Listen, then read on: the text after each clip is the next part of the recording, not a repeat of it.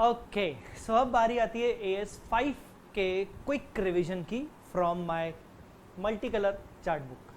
Sir आप बार बार बोल रहे हो मल्टी कलर चार्ट बुक, इसीलिए क्योंकि आप खरीद लो, ठीक है। ओके, सो बात करते हैं AS5 की। Net profit loss for the period, prior period items and changes in accounting policies.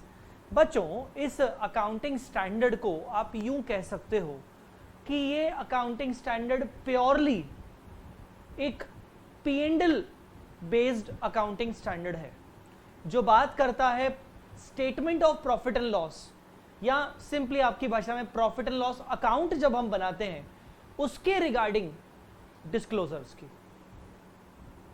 मैं इसको P&L बेस्ड इसलिए बोल रहा हूं क्योंकि यहां पर हम बेसिकली किसी असेट लायबिलिटी की बात नहीं कर रहे, हम यहां पर यह बात कर रहे हैं कि प्रॉफिट एंड लॉस अकाउंट बनाते वक्त हमें कुछ चीजें मालूम पड़ेंगी, या फिर कुछ ऐसे हेड्स हैं, कुछ ऐसी चीजें हैं जो प्रॉफिट एंड लॉस अकाउंट बनाते वक्त हमें ध्यान रखनी चाहिए, पता होनी चाहिए, ताकि हम सही प्रेजेंटेशन कर सकें।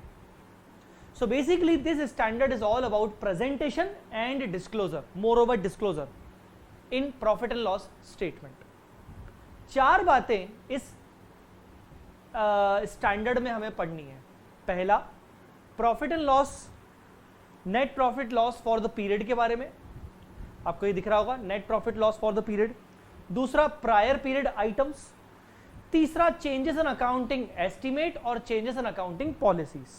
हमें कुल मिला के इस स्टैंडर्ड में चार बातें पढ़नी है। AS5 का नाम क्या है? Net profit loss for the period, prior period items and changes in accounting policies, जबकि हमें चेंजेस इन अकाउंटिंग एस्टीमेट्स के बारे में भी पढ़ना पड़ता है। सबसे पहले स्टार्ट करते हैं net profit loss for the period. यह स्टैंडर्ड कहता है कि जब आप प्रॉफिट एंड लॉस स्टेटमेंट बनाते हो, जब आप प्रॉफिट एंड लॉस स्टेटमेंट बनाते हो, नेट प्रॉफिट लॉस पीरियड का मतलब जब हम पूरे साल का प्रॉफिट एंड लॉस अकाउंट बनाते हो, ठीक है ना, पूरे साल का जब आप प्रॉफिट एंड लॉस अकाउंट बनाते हो, याद रखिएगा कुछ बातें इंपॉर्टेंट हैं प्रॉफिट एंड लॉस अकाउंट बनाने के लिए।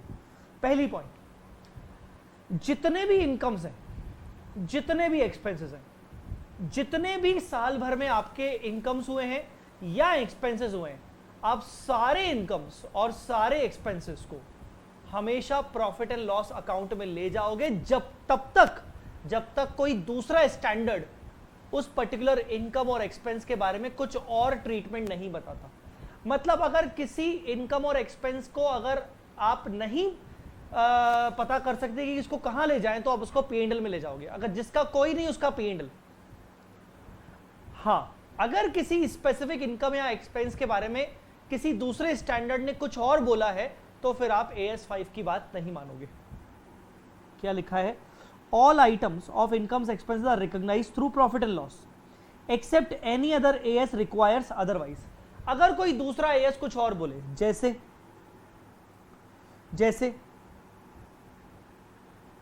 AS10 आपको पता होगा, वो कहता है कि जब भी आप अपनी एसेट को रीवैल्यू करते हो, तो जो रीवैल्यूएशन सरप्लस होता है वो हम P&L में नहीं ले जाते, वो हम रिजर्व्स एंड सरप्लस में ले जाते हैं।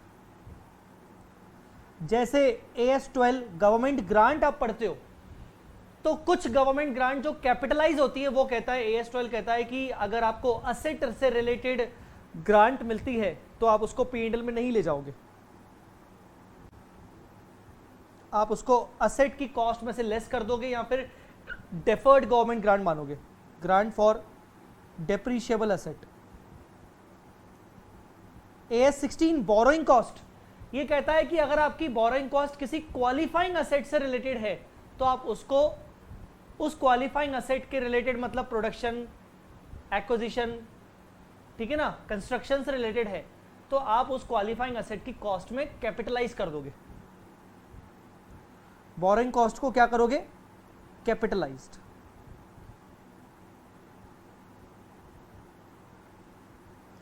तो ये भी तो कहीं ना कहीं इनकम्स और एक्सपेंसेस है ना।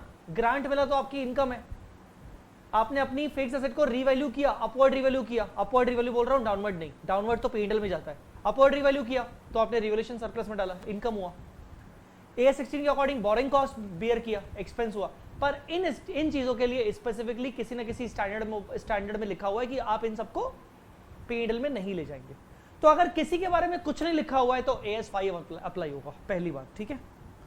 दूसरी बात, profit and loss consist of, आपने अगर शेड्यूल 3 के अकॉर्डिंग प्रॉफिट एंड लॉस का फॉर्मेट अगर देखा हो तो प्रॉफिट एंड लॉस के फॉर्मेट में सबसे पहले आता है revenue from operations, other incomes minus expenditure. Expenditure के 5-6 हेड होते हैं जिसमें चेंजेस इन इन्वेंट्री होता है, फिर कॉस्ट ऑफ परचेज होता है, फिर फाइनेंस कॉस्ट होता है, डेप्रिसिएशन एंड अमोर्टाइजेशन होता है, एम्प्लॉय बेनिफिट कॉस्ट होता है और अदर एक्सपेंस आते हैं। फिर आता है net profit loss before extraordinary and exceptional items, फिर हम लिखते हैं एक्सेप्शनल आइटम्स। फिर आता है net profit loss before extraordinary, फिर हम लिखते हैं एक्स्ट्राऑर्डिनरी आइटम्स। ऐसे मतलब इस तरीके से अगर आपने देखा हो, देखिएगा जरूर आपको ऐसा मिलेगा। वही चीज जो लिखी हुई है उसी के लिए ही ये स्टैंडर्ड बनाया गया है, मतलब इस स्टैंडर्ड के बेसिस पे ही वो फॉर्मेट बनाया गया है। ये स्टैंडर्ड कहता है कि जब भी आप प्रॉफिट एंड लॉस स्टेटमेंट बनाओगे तो आपको अपने प्रॉफिट एंड लॉस स्टेटमेंट में मेजरली 2 कैटेगरीज अलग अलग करके चलनी है। The first category is for ordinary activity items. Ordinary activity items, ordinary activity items means, for example, if I'm a seller, if I'm a trader, if I'm a manufacturer, if I'm a service provider, so whatever revenue I'm earning from this services, trading, goods selling, that is my ordinary activity. So उस ordinary activity से जुड़े हुए जो भी expenses और incomes हैं वो ordinary activity के item हो गए, sales, purchases, bad debts, generally सारे खर्चे। But there is another category called extraordinary items, which is totally different from ordinary activity, जिसका ordinary activity से कोई relation नहीं है दूर दूर तक, जैसे earthquake loss, COVID-19 related expense, ठीक है ना, फ्लड से जो लॉस हुआ, ये जितने भी एक्सपेंस होते हैं या अगर इनसे रिलेटेड अगर कोई इनकम होती है जैसे insurance claim, these are not at all related to your ordinary activity, these are treated as extraordinary item और उनको अलग दिखाओ। P&L का ही पार्ट है पर उसको अलग दिखाओ। तो इसीलिए ये कहता है कि आपका जो P&L है that is P&L from ordinary activity and there are some extraordinary items, there may be some extraordinary, ordinary activity के आइटम तो होंगे ही होंगे, हो सकता है शायद एक्स्ट्राऑर्डिनरी के आइटम भी हो। Ordinary activity means main revenue generating activity, main revenue generating activity, main revenue generating activity से जुड़े हुए सारे इनकम्स और एक्सपेंसेस। सर उनका क्या करना चाहिए, उनको हमें हर बार सेपरेटली डिस्क्लोज करना चाहिए, डिपेंड करता है। अब जैसे सेल्स है उसको तो सेपरेटली डिस्क्लोज करना पड़ेगा ना, क्योंकि sales is the major important factor based on which any user or shareholder can make the decision. Sale एक ऐसी चीज है जिसके बेसिस पर डिसीजन लेना जरूरी है, सेल टर्नओवर दिखाना जरूरी है। So disclose separately such items if accounting according to nature और size it is important to explain the performance of entity. Basically entity के परफॉर्मेंस को जज करने के लिए अगर उस आइटम का नेचर और अमाउंट दिखाना जरूरी है just to explain the performance, तो उसको हमें सेपरेट दिखाना चाहिए। ऑर्डिनरी एक्टिविटी में भी एक और कैटेगरी होती है जिसको बोलते हैं एक्सेप्शनल आइटम्स। टेक्निकली ये होती ऑर्डिनरी एक्टिविटी में ही है पर उनको भी अलग से दिखाया जाता है, एक्सेप्शनल आइटम्स। इसको आप ऐसा समझो एग्जाम्पल के तौर पर कि जनरली मेरे बुक्स ऑफ अकाउंट्स में आमतौर पर जो बैड डेट्स होते हैं हर साल वो 4% से 6% के बीच में होते हैं, कभी 4, कभी 4.5, कभी 5, 6 ऐसे। But in this year I have experienced the bad debt of more than 10% because of COVID-19 for example. So now bad debt कुछ ज्यादा ही हो गया यार ना, उसको वो बैड डेट मेरा किस पे है, टर्नओवर पे है, सेल्स पे है, मतलब ऑर्डिनरी एक्टिविटी है। पर ऑर्डिनरी एक्टिविटी का ये बिल्कुल ही एक अलग से आइटम दिखाने योग्य है, इसको मुझे अलग दिखाना चाहिए, that is called exceptional item. ठीक है, extraordinary item. Which is not at all related to any ordinary activity. इसकी डेफिनेशन देखो क्या है, कोई भी इनकम और expense which is clearly distinct from ordinary activity. Distinct मतलब बिल्कुल ही अलग, डिस्टिंक्ट मतलब separate, and which is not expected to recur frequently, मतलब बेसिकली ये बोलना चाहता है नॉन रिकरिंग। नॉन रिकरिंग, फिर से बोल रहा हूं, एक्स्ट्राऑर्डिनरी आइटम हमेशा नॉन रिकरिंग आइटम होता है। एक्स्ट्राऑर्डिनरी आइटम कभी भी असेट लायबिलिटी नहीं हो सकता, वो इनकम एक्सपेंस हो सकता है और वो नॉन रिकरिंग नेचर का होता है। एक केस स्टडी याद आ रही है मुझे, आपके क्वेश्चन आपके मॉड्यूल में दिया हुआ है कि कंपनी ने अपने एम्प्लॉइज को रिट्रोस्पेक्टिवली 4 साल से पुराने 4 साल से लेकर अरियर्स ऑफ सैलरी पे किया, सैलरी के ऊपर अरियर पे किया। तो क्या ये एक्स्ट्राऑर्डिनरी होगा? नहीं, क्योंकि सैलरी पे करना is a item of ordinary activity. So उसका जो अरियर पे कर रहे हैं वो भी कहीं ना कहीं ऑर्डिनरी एक्टिविटी हुआ। हाँ, वो एक्सेप्शनल आइटम में लिख सकते हैं क्योंकि वो हर साल नहीं आएगा, पर वो एक्स्ट्राऑर्डिनरी नहीं है। क्यों? क्योंकि वो ऑर्डिनरी एक्टिविटी से रिलेटेड है, clearly distinct from ordinary activity लिखा है यहां पर, आई बात समझ में। और दूसरा लिखा है not expected to recur frequently, मतलब नॉन रिकरिंग नेचर का आइटम। हमें एक्स्ट्राऑर्डिनरी आइटम को हमेशा अलग से डिस्क्लोज करना है, कुछ भी हो जाए, चाहे मटेरियल अमाउंट हो चाहे इमटेरियल हो, उसका नेचर और उसका amount. Schedule 3 also requires to present extraordinary item separately. Even schedule 3 के फॉर्मेट में भी एक्स्ट्राऑर्डिनरी आइटम्स अलग से है। इवन एक्सेप्शनल आइटम्स को भी हमें सेपरेट डिस्क्लोजर देना चाहिए, ठीक है। एक्स्ट्राऑर्डिनरी के कुछ examples, loss due to earthquake, government grant refund. अब ये गवर्नमेंट ग्रांट रिफंड हमने एक्स्ट्राऑर्डिनरी आइटम क्यों बोला? AS 12 खुद बोलता है कि अगर आपको गवर्नमेंट ग्रांट रिफंड करनी पड़े तो उसको एक्स्ट्राऑर्डिनरी मानना है। VRS expenditure, VRS voluntary retirement scheme, जहां पर हम अपने एम्प्लॉइज को बोलते हैं जल्दी रिटायर हो जाओ, रिटायरमेंट एज से पहले रिटायर हो जाओ, हम आपको हैवी कॉम्पनसेशन दे देंगे। तो जो हैवी कॉम्पनसेशन देते हैं उसको VRS एक्सपेंडिचर बोलते हैं, उसको अपन एक्स्ट्राऑर्डिनरी कैटेगरी में डालेंगे। अभी तक हमने क्या पढ़ा? अभी तक हमने net profit loss for the period, पहली चीज के बारे में पढ़ा। अब हम चलते हैं दूसरी चीज जिसको मैं हमेशा मान के चलता हूं कि ये बहुत इंपॉर्टेंट कैटेगरी है और इजी भी है, प्रायर पीरियड आइटम्स। सर ये प्रायर पीरियड आइटम्स क्या होते हैं? PPI, हम इसको PI भी कहते हैं। प्रायर पीरियड आइटम्स क्या होते हैं सर?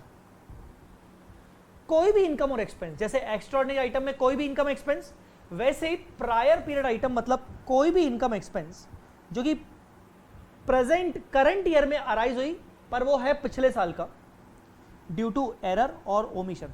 पिछले साल के फाइनेंशियल स्टेटमेंट्स बनाते वक्त आपसे कोई एरर हो गया मतलब गलती, या फिर आपसे कुछ ओमिशन हो गया मतलब भूल चूक, कुछ गलती या भूल चूक हो गई, आप कोई आइटम लिखना भूल गए, कोई एक्सपेंस को बुक करना भूल गए, प्रोविजन बनाना भूल गए, डेप्रिसिएशन गलत तरीके से लगा दिया, ठीक है ना, करंट ईयर में वो मालूम पड़ा, ओ शिट पिछले बार तो ऐसा कर देता, शिट शिट शिट, अब क्या करें, अब क्या करें, अब क्या करें, उसको मानेंगे प्रायर पीरियड आइटम। अब उसका करेक्शन करना तो जरूरी है, तो करंट ईयर में जब आप उसका करेक्शन करोगे तो आप उसको करंट ईयर के P&L में दिखाओगे, तो उस करंट ईयर के P&L में दिखाते वक्त आप उसको सेपरेट डिस्क्लोजर करके दिखाओगे, आप उसको किसी भी अदर आइटम के साथ मिला के नहीं दिखाओगे।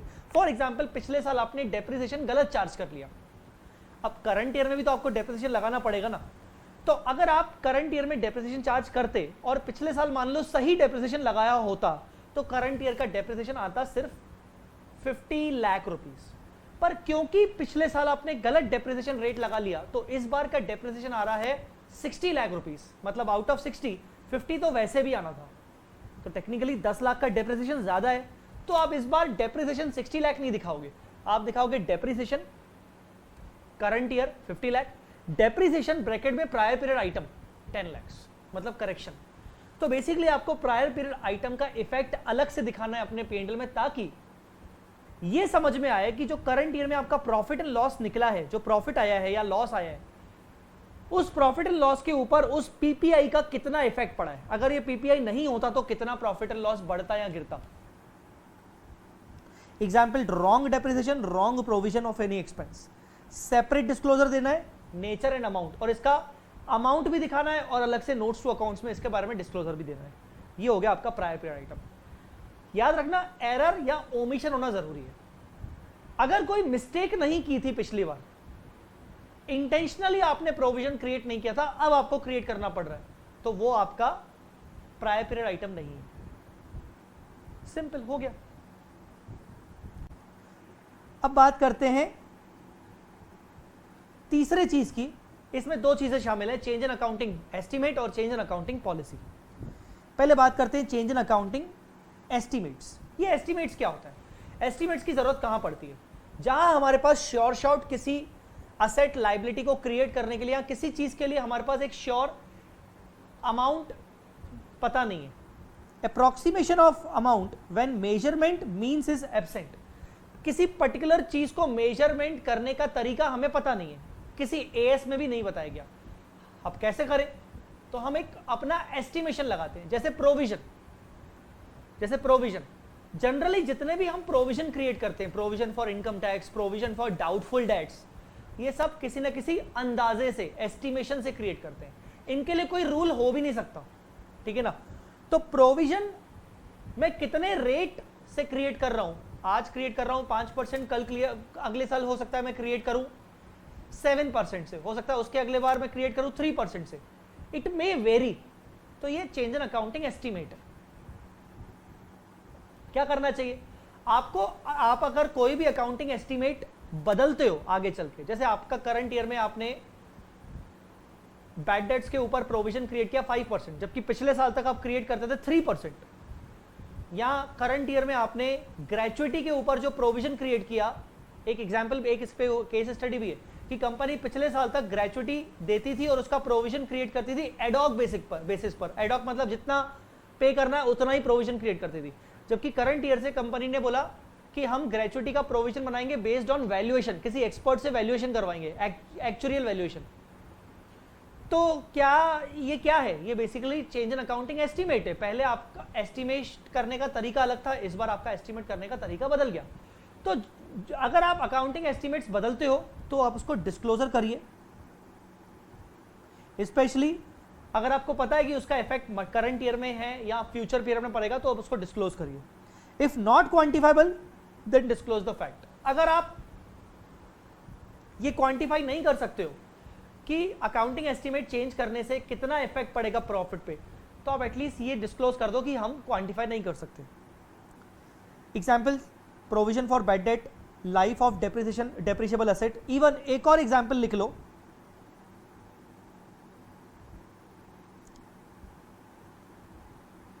Change in method of depth. याद रखना, अगर आप डेप्रिसिएशन का मेथड एसएलएम से डब्ल्यूडीवी, डब्ल्यूडीवी से एसएलएम या कोई और मेथड पे ले जाते हो, तो उसको चेंज इन अकाउंटिंग एस्टीमेट कहा जाएगा। बहुत सारे बच्चे हो सकता है यहां पर ये बोले कि सर सर सर हमें तो बताया गया है चेंज इन अकाउंटिंग पॉलिसी, हमने तो पहले चेंज इन अकाउंटिंग पॉलिसी पढ़ा था। माइट भी शायद आईपीसीसी वाले बच्चों को ये चीज लगे, भाई साहब अमेंडमेंट हो चुका है, बहुत पुराना अमेंडमेंट है, कोई नया अमेंडमेंट भी नहीं है, अब के बार हम इसको change in accounting method accounting estimate बोलते हैं, क्योंकि AS6 डेप्रिसिएशन वाला जो AS था वो डिलीट हो चुका है, तो उसके बाद हम इसको चेंज इन अकाउंटिंग एस्टीमेट बोलते हैं। अगर आप कभी भी एस्टीमेट चेंज करते हो तो ये मत सोचना कि वो कोई प्रायर पीरियड आइटम होगा। चेंज इन अकाउंटिंग एस्टीमेट कभी प्रायर पीरियड आइटम नहीं हो सकता। मतलब आप ये नहीं बोलोगे कि मैंने पिछली बार एस्टीमेट बनाया था 3% का, इस बार मैं 5% का बना रहा हूं, मतलब पिछली बार गलती हो गई। एस्टीमेट में कभी गलती नहीं होती। एस्टीमेट बदला है, पिछली बार सर्कमस्टांसेस कुछ और थे, इस बार सिचुएशन कुछ और है। तो change in accounting estimate can never be prior period item, ठीक है, एंड एक्स्ट्राऑर्डिनरी आइटम। जब भी चेंज इन अकाउंटिंग एस्टीमेट होगा, आप ये नहीं देखोगे कि पिछले साल तक मैंने क्या किया था, मैं अभी चेंज कर रहा हूं तो मैं पिछले साल को भी चेंज करूं, नहीं। चेंज इन अकाउंटिंग एस्टीमेट में आपने लास्ट ईयर तक जो भी किया वो ठीक है, अब आप करंट ईयर से चेंज करो, मतलब पिछला जो हो चुका है उसको छोड़ दो। हम प्रोस्पेक्टिव इफेक्ट करते हैं। अब आते हैं चेंज इन अकाउंटिंग पॉलिसी। मैंने आपको बोला कि मैं बैड डेट्स के ऊपर प्रोविजन क्रिएट करता हूं, पिछले साल तक 3%, इस बार 5%, ये मेरा एस्टीमेट है। अब मैं आपको बोलूं कि मैं बैड डेट के ऊपर प्रोविजन पिछली बार तक क्रिएट ही नहीं करता था, मेरी मर्जी नहीं करना, भले मेरे को बैड डेट होता है, मैं तो एक्चुअल बैड डेट बुक करता हूँ, मैं प्रोविजन नहीं क्रिएट करता हूँ। बट अब से मैंने डिसाइड किया कि मैं प्रोविजन बनाऊंगा, कितना बनाऊंगा वो छोड़ दो, वो तो मेरा एस्टिमेट है। पिछली बार तक मैं प्रोविजन नहीं क्रिएट करता था बैड डेट्स पर, अब क्रिएट करूंगा, ये मेरी पॉलिसी हो गई। मतलब मुझे प्रोविजन बनाना है कि नहीं बनाना है ये मेरे ऊपर है, पॉलिसी। कितना बनाना है, एस्टिमेट। आई बात समझ में कि नहीं? क्लियर? ग्रेचुइटी का प्रोविजन बनाना है कि नहीं बनाना है, policy. Departure from previous adopted policy, change in accounting policy मतलब आपने जो पिछली पॉलिसी एडॉप्ट की थी आप उसको हटा के आप नई पॉलिसी एडॉप्ट करते हो उसी पर्टिकुलर चीज के लिए। Departure from previously adopted policy मतलब पुरानी एडॉप्टेड पॉलिसी को आप हटा रहे हो, डिपार्ट कर रहे हो। क्यों? अब AS5 कहता है, जो कि AS1 भी वही कहता है, कि अगर आप कोई अकाउंटिंग पॉलिसी चेंज कर रहे हो तो याद रहे चेंज तभी कर सकते हो जब तीन में से कोई एक कंडीशन फुलफिल हो। If it is required by any law और स्टैच्यू, लॉ स्टैच्यू मतलब मोस्टली हमारे अकाउंटिंग पर जनरली कंपनीज लॉ अप्लाई होता है। जनरली बैंकिंग के केस में बैंकिंग रेगुलेशन एक्ट भी थोड़ा थोड़ा होता है, इंश्योरेंस के केस में IRDA के गाइडलाइंस अप्लाई होते हैं। पर जनरली अगर आप अपनी बात करें नॉर्मल कंपनीज के ऊपर कंपनीज एक्ट अप्लाई होता है। अकाउंटिंग की बात करें, मान लो कंपनीज एक्ट में लिखा हुआ है कि आपको डिविडेंड का प्रोविजन क्रिएट करना ही पड़ेगा, अभी तक आप क्रिएट नहीं करते थे, तो आपको क्या करना पड़ेगा? बिकॉज ऑफ लॉ बोला गया है मुझे करना पड़ेगा। और to comply with any AS requirement, any AS requirement. AS2 बोलता है आप अपनी इन्वेंट्री का वैल्यूएशन करोगे इधर कॉस्ट मतलब कॉस्ट और NRV विचएवर इज लोअर। मैंने तो ऐसा कभी किया ही नहीं है, मुझे AS2 फॉलो करने के लिए ऐसा करना पड़ेगा, मैं अपनी पॉलिसी चेंज कर सकता हूं। AS13 कहता है करंट इन्वेस्टमेंट्स को आप मेजर करोगे कॉस्ट और market value whichever is lower, और लॉन्ग टर्म इन्वेस्टमेंट्स को हमेशा कॉस्ट पे। मैं तो लॉन्ग टर्म को भी फेयर वैल्यू करता था, चलो मैं AS13 अप्लाई करना चाहता हूं तो कोई बात नहीं, मैं अपनी अकाउंटिंग पॉलिसी चेंज कर लेता हूं। For more appropriate preparation of presentation of financial statement, कहीं लॉ में कुछ नहीं बोला गया, कहीं AS में नहीं लिखा गया, बट आपको पर्सनली फील होता है कि अगर आप अपनी अकाउंटिंग पॉलिसी चेंज करोगे तो आपके फाइनेंशियल स्टेटमेंट्स का प्रेजेंटेशन और अप्रोप्रिएट ज्यादा बेहतर तरीके से दिखा सकते हो, ज्यादा ट्रू एंड फेयर व्यू दिखेगा। चेंजेस हैविंग मटेरियल इंपैक्ट, अगर आप अकाउंटिंग पॉलिसी चेंज करते हो तो उसका जो भी मटेरियल इंपैक्ट आएगा उसको डिस्क्लोज करना है। अगर उसका इंपैक्ट करंट ईयर में नहीं होता और फ्यूचर में होता है तो ये करंट ईयर में आपको बात बतानी पड़ेगी कि इसका इंपैक्ट फ्यूचर में पड़ेगा। Disclose in a year of adoption, आपको ईयर ऑप्शन के ईयर में डिस्क्लोज करना है। एग्जांपल क्या है? Change in the method of valuation of inventory या change in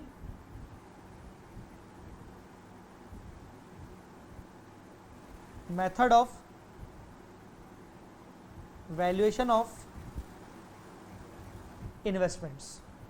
always give retrospective effect. अब ये रिट्रोस्पेक्टिव इफेक्ट मतलब अगर आप अकाउंटिंग पॉलिसी चेंज करते हो तो आपको करंट ईयर से नहीं, आपको ये चेक करना पड़ेगा कि जिस पर्टिकुलर आइटम के ऊपर, जैसे change in inventory valuation, sorry investment का वैल्यूएशन, आपने ये इन्वेस्टमेंट 4 साल पहले खरीदा था, 4 साल पहले से लेकर आप इस इन्वेस्टमेंट को, लॉन्ग टर्म इन्वेस्टमेंट को फेयर वैल्यू करते आए हो, जबकि अब आप अपनी अकाउंटिंग पॉलिसी चेंज करके आप इसको कॉस्ट पे रखना चाहते हो।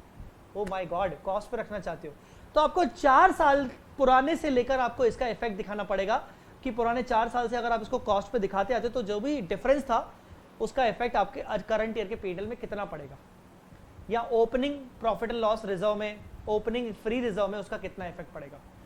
आई बात समझ में कि नहीं? मतलब आपको पता होगा कि जब भी आप अपने फाइनेंशियल स्टेटमेंट बनाते हो तो उसमें आप करंट ईयर और प्रीवियस ईयर दोनों दिखाते हो, तो उस अकाउंटिंग पॉलिसी को अगर आपने चेंज किया है तो प्रीवियस ईयर में भी वो चेंज का इफेक्ट दिखना चाहिए, इसको बोलते हैं रिट्रोस्पेक्टिव इफेक्ट। आई बात समझ में कि नहीं? अरे वाह, देखो देखते ही देखते डिस्कशन खत्म। So this was AS5। I hope आपको AS5 क्विकली एक ओवरव्यू समझ में आ गया होगा। क्वेश्चंस जरूर करिएगा। As far as my knowledge is concerned AS4, AS5, AS29 तीनों में से कोई ना कोई एक AS तो एग्जाम में आता ही आता है, और तीनों की अगर आप स्टडी मैट के सारे क्वेश्चंस करके जाओगे तो बहुत ज्यादा अच्छा हो जाएगा।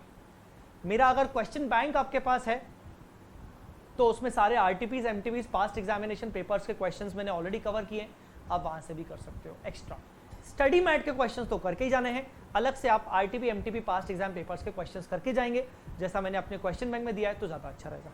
चलिए, इसी के साथ आज का सेशन अभी खत्म करते हैं। AS5 खत्म हमारा हो गया AS5। अगले सेशन में मिलेंगे, अभी के लिए इतना ही। Thank you so much, bye bye, जय माता दी, अल्लाह हाफिज़।